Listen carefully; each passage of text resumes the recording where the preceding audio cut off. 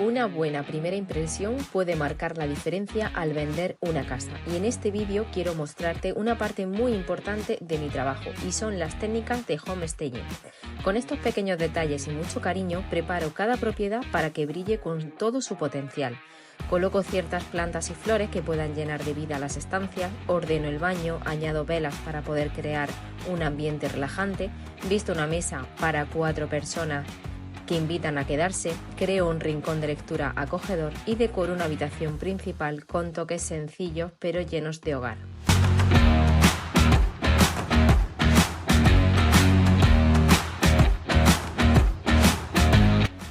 Porque no se trata solo de vender una casa, se trata de crear una emoción, de ayudar a los compradores a imaginar su vida allí.